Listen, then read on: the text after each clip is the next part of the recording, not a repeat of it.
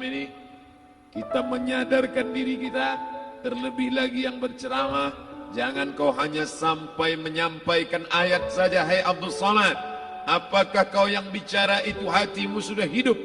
Senantiasa merasakan diri, aku orang paling hina, aku orang paling kotor, ditempelkan kening ke lantai di tempat yang diinjak tapak kaki, mengatakan bahwa aku bukan siapa-siapa. Umur diberikan Allah 40, 60, 70. Berapa yang kupakai untuk menolong agama Allah? Berapa yang kupakai untuk mengingat Allah? Mata, tangan, telinga, kaki akan diminta tanggung jawab di hadapan Allah.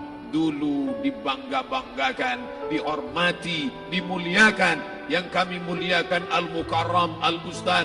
Tapi pada saat tiba masanya, yang kita bawa tak lain tak bukan innallaha la yanzuru ila ajsamikum.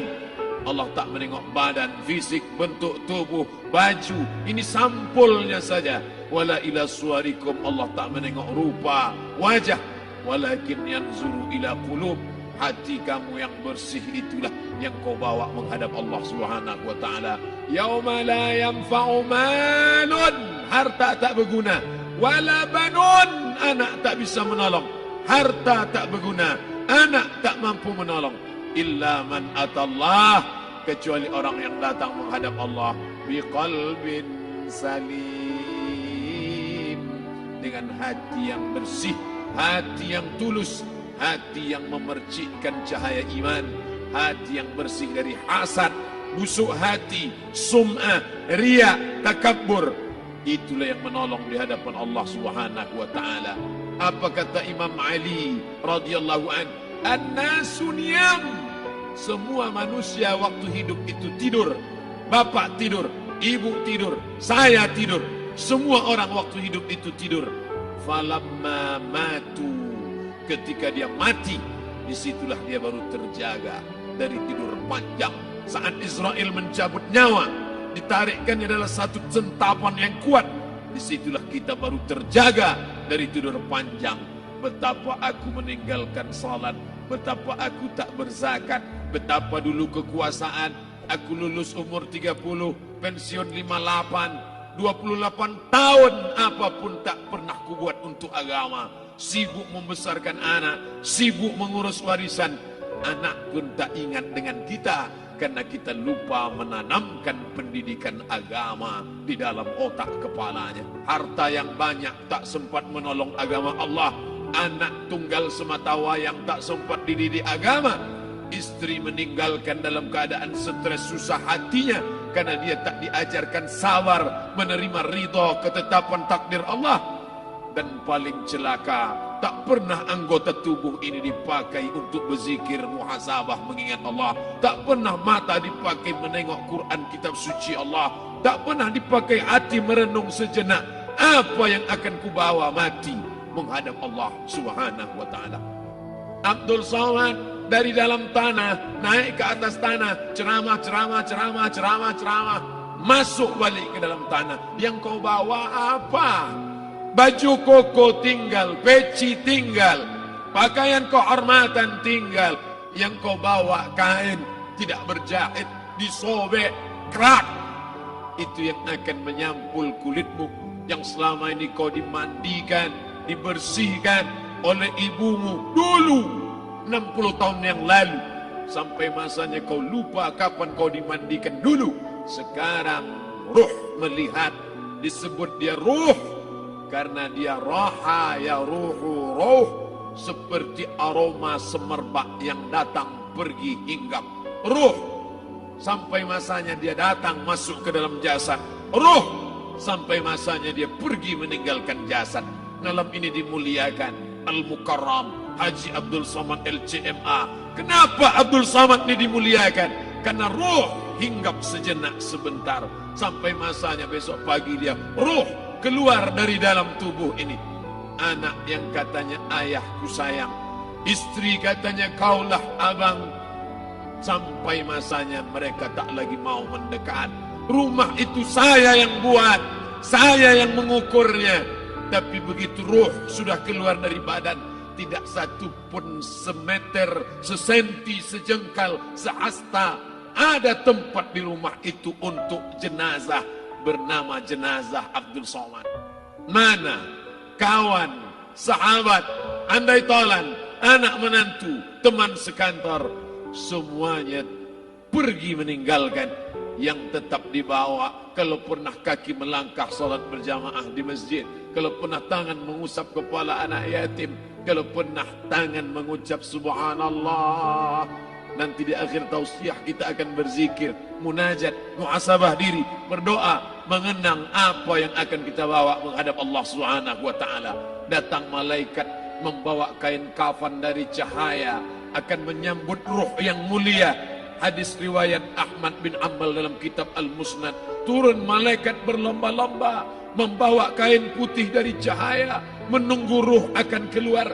Ruh menetes seperti embun di ujung daun. Daun tidak bergoyang, ranting tidak patah. Ruh menetes pelan turun ke dalam kain kafan, dibawa malaikat ke pintu langit. Tak sabar mereka menyambut. Inikah dia yang selama ini berjamaah? Berapa banyak yang masyhur terkenal di bumi, malaikat tak mengenal dia. Ini roh siapa? Tapi ini bukan LCMA, dia bukan ustaz, dia bukan ulama, tapi imannya dalam, kekuasaan dipakai menolong agama Allah. Rohnya keluar di bawah, semua malaikat mengucapkan salam. Inilah orang yang selama ini kami tunggu-tunggu, catatannya sudah lama. Setiap pagi petang malaikat subuh membawa catatan namanya, malaikat malam membawa catatan namanya. Kami merindukannya. Begitu orang-orang yang masyhur di langit tapi tak dikenal makhluk bumi. Tapi ada sebaliknya, yang rohnya disentapkan, ditarik malaikat dengan begitu tarikan yang sangat kuat. Nabi bertanya saat Isra Mi'raj kepada mereka yang sudah mati ribuan tahun yang lalu, apa yang kalian rasakan? Yang satu mengatakan seperti tebasan pedang di tempat yang sama beratus kali. Yang satu mengatakan seperti kambing yang dikuliti hidup-hidup.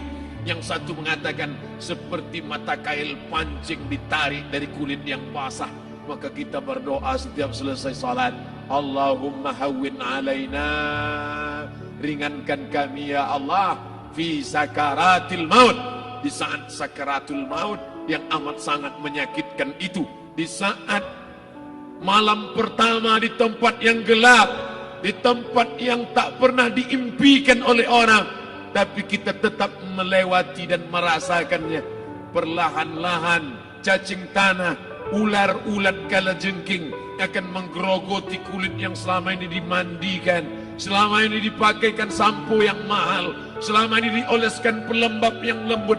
Tapi ternyata sebelum roh keluar jasad, setelah keluar, dia hanya akan menjadi santapan cacing tanah, hancur berkeping hari demi hari. Yang pertama kali membusuk adalah mata, karena dia berisi cairan. Cairan ini mengering, busuk dan berlubang. Lalu kemudian usus sebulan di dalam tanah, mulai dia menggelembung masuk angin dan dia meletus pecah. Cacing-cacing tanah mulai datang menggerogoti, memakan. Habis, siap tak siap, suka tak suka, kau akan didatangkan. Apa yang akan ditanya oleh Allah? Perbuatanmu, amalmu. Faman ya'mal mithqala dzarratin khairan yarah. Sebesar biji sawi, sebesar ujung rambut, kau aniaya orang, kau makan titik puluh keringatnya. U'tul ajira ajrahu, berikan upah pekerjamu, gaji tukang panenmu, gaji tukang cuci setrikamu. Kau makan, kau tahan 3 bulan. Dia tak menuntut, dia senyum, dia hanya mampu mengadu kepada Allah. Tapi titik peluhnya yang keringatnya, air matanya akan kau balas di hadapan Allah Subhanahu wa taala. Di saat itu tak ada siapa bisa menolong. Hari ini uangmu banyak, kau bayar pengacara handal 1 jam 100 juta, bebas tanpa syarat. Tapi di hadapan Allah semua akan bersaksi. Al-yawma nakhtimu ala, lidah yang selama ini pandai bicara dikunci, ditutup Allah Ta'ala yang akan bicara. Wa tukallimuna aydihim wa tashhadu arjuluhum, kaki akan bersaksi, tangan akan bicara. Bima kanu yaksibun, yang pernah dilakukan di masa yang lalu. Mata melihat seolah-olah nyata perbuatan itu pernah dilakukan dulu. Kita lupa, kita tak ingat. Tapi catatan malaikat terlalu terang benderang. Wa in kullun lamma jami'ul ladaina muhdarun. Catatan dibaca sampai-sampai orang itu tak percaya. Ma li hadzal kitab, kenapa buku catatan saya ini la yughadiru saghiratan, yang kecil-kecil, wala kabiratan, yang besar-besar, ahsaha, semua tercatat dalam buku catatan yang nyata. Dalam surat Al-Isra apa kata Allah? Iqra. Hari ini kalau dikatakan Iqra baca Quran, Iqra baca Yasin, malam Jumat Iqra baca surat Al-Kahfi. Tapi sampai hari itu Yasin tak bermakna, Al-Kahfi tak lagi disuruh baca karena hidup sudah berakhir. Iqra, baca. Apa yang kau baca? Kafa binafsikal yawma alaika hasiba. Baca buku catatan amal. Sampulnya dosa, isinya dosa. Catatan kakinya dosa, sampul penutupnya dosa, bibliografinya dosa. Sampai ia pun tidak percaya, kenapa aku hidup hanya dosa saja. Saat itu dia mendengar teriakan azab, saat itu dia menyaksikan pekikan teriakan sakitnya siksa. Rabbana, ya Tuhan kami, farji'na, balikkan lagi kami ke dunia. Rabbana, ya Tuhan kami, absarna, mata kami sudah melihat azab. Wasami'na, telinga kami sudah mendengar sakitnya, pekikan, teriakan, jeritan. Farji'na, balikkan lagi kami ke dunia. Na'mal salihan, kami ingin amal saleh. Kami ingin bantu masjid, kami ingin sekolahkan anak yatim, kami ingin muliakan fakir miskin, kami ingin bantu panti jompo. Farji'na, balikkan lagi kami dunia. Kami ingin salat tahajud, kami ingin tahiyatul masjid, kami ingin puasa sunnah. Saat itu penyesalan tak lagi berguna. Na'mal salihan, kami ingin amal saleh. Andai kau beri kami tenggat waktu ya Allah, laula akhartani, kalau kau beri aku waktu, ila ajalin qarib, aku tak minta hidup 1000 tahun. Ila ajalin qarib, sebentar saja kau hidupkan aku ya Allah. Di situ orang baru tahu apa yang pernah dilakukan dulu, yang di masa lalu. Tak ada cara lain kecuali malam ini kita bertaubat, taubat nasuha, mandi, solat sunat taubat. Ma min muslimin yuznibu dzamban, ada orang silap, khilaf, buat dosa, salah. Siapa yang tak pernah salah? Sedangkan datuk moyang kita Adam pun salah, tapi dia mengetahui, sadar salahnya. Dia berdoa, Rabbana zalamna anfusana, kami sudah menzalimi diri kami. Wa illam taghfir lana, kalau kau tidak mengampuni kami, wa tarhamna, kalau kau tidak merahmati kami, lanakunanna minal khasirin, kami termasuk orang yang rugi ya Allah. Maka malam ini kita bermunajat kepada Allah, berdoa, mengenang masa lalu, bergelimang dosa, besok tak akan kita ulang. Kita minta ampun kepada Allah Subhanahu wa taala. Astaghfirullahalazim, astaghfirullahalazim, astaghfirullahalazim.